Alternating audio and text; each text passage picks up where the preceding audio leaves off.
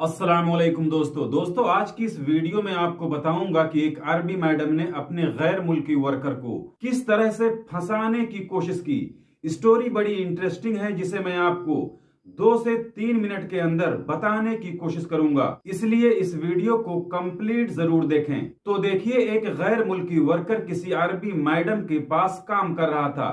अरबी मैडम की कोई लॉन्ड्री, कोई कपड़ा इस्त्री करने की दुकान थी। उसी दुकान में वो गैर मुल्की कुछ सालों से उसी अरबी मैडम की कफालत में काम कर रहा था। वो लॉन्ड्री शॉप ठीक ठाक चल रही थी। वो गैर मुल्की वर्कर उस दुकान के अंदर ड्यूटी करता और जो भी कमाई होती उसे अपने अरबी मैडम को दे दिया करता। यानी उस लॉन्ड्री शॉप से जो भी कमाई होती थी उसे वो गैर मुल्की वर्कर अपने कफील यानी अपनी अरबी मैडम को दे दिया करता था और महीने में उसे एक सैलरी मिल जाती थी। लेकिन कुछ दिनों बाद उस लॉन्ड्री शॉप में काम करने वाले गैर मुल्की वर्कर को जब ये एहसास हुआ कि इस दुकान पर जितने भी ग्राहक आते हैं, जितने भी कस्टमर आते हैं, वो सभी सिर्फ मुझे पहचानते हैं, मेरी अरबी मैडम यानी मेरे कफील को कोई नहीं पहचानता।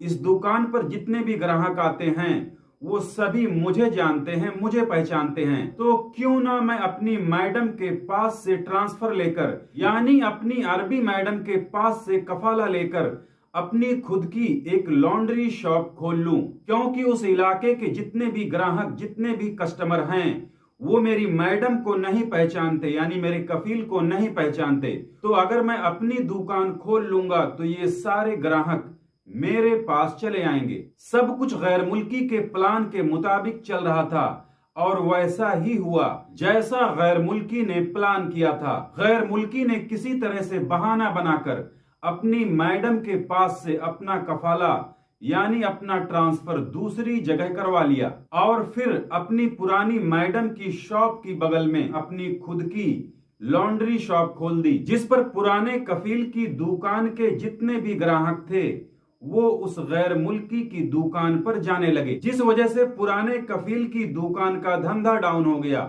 पुराने कफील ने तो अपनी दुकान पर उस गैर मुल्की के बदले दूसरा वर्कर रख लिया, लेकिन उस दुकान के जितने भी ग्राहक थे वो पुराने वाले वर्कर के साथ में उसकी दुकान पर चले गए, जिस वजह से अरबी मैडम की लॉन्ड्री शॉप का धंधा डाउन हो गया।